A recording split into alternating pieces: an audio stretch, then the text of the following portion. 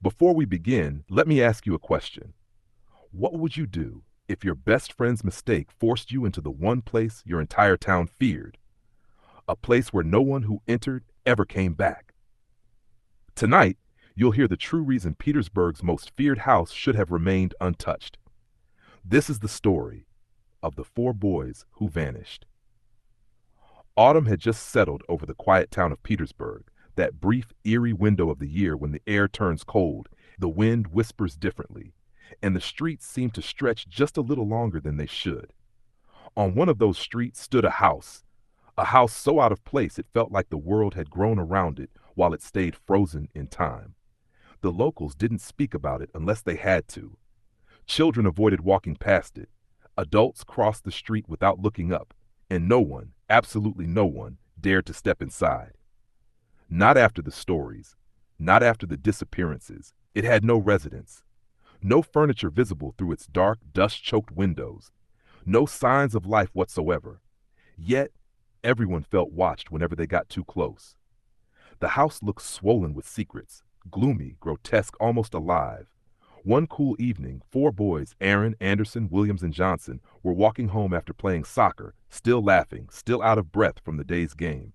But their playful chatter vanished when they reached that house, the one that seemed to drain the noise from the world around it.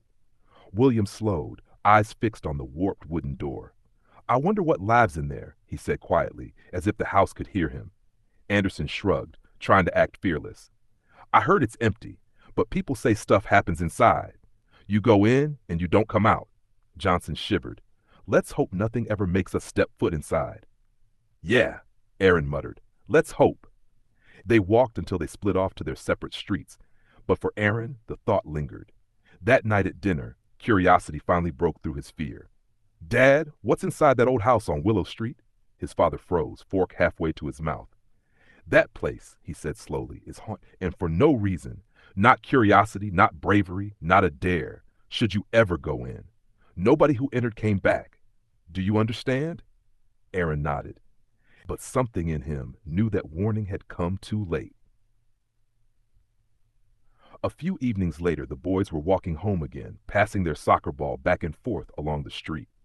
They were only 20 meters from the house when Anderson called out, "Johnson, go long!" Johnson sprinted ahead. Anderson pulled back his leg and launched the ball with more power than he meant to. Thump! It struck a street lamp, ricocheted sharply, and arced through the air in a slow, mocking curve, landing right on the overgrown lawn of the haunted house.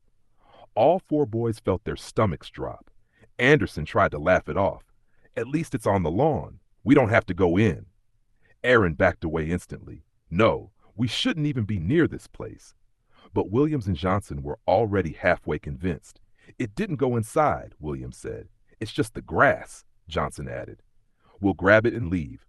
Anderson took a deep breath, squared his shoulders, and stepped toward the open gate. The others followed, Aaron last, heart pounding so loudly he could barely hear the crunch of leaves under his feet. The lawn felt colder than the street. The silence was thicker. Even the wind refused to blow there. Anderson snatched the ball quickly. "There! Easy peasy! Told you guys!" They turned to leave. Then the earth trembled beneath their feet. The house door creaked open, slowly, deliberately. A deep pressure filled the air, like the atmosphere itself was tightening around them. Then, with a violent roar, an unseen force exploded outward. The boys screamed as they were lifted off the ground, kicking, clawing, grabbing at the fence, the grass, anything. But their hands slipped through everything as if the world had become smooth glass. The force dragged them toward the open door. Their bodies scraped across the air, pulled helplessly toward the darkness waiting inside. One last scream, one last frantic scramble. Then they were gone. The door slammed shut with a final echoing boom. The street went silent again. The wind returned. The world pretended nothing happened. And the soccer ball lay lonely on the dead, uncut grass. If you want to hear what happened inside that house, what the boys saw, what the town discovered years later, then make sure you subscribe, hit the like button, and turn on notifications because Chapter 2 is coming. And trust me, you don't want to miss what happens next. And if you enjoyed this narration, drop a comment saying continue the story so I know you're ready for the next terrifying chapter of the Petersburg house.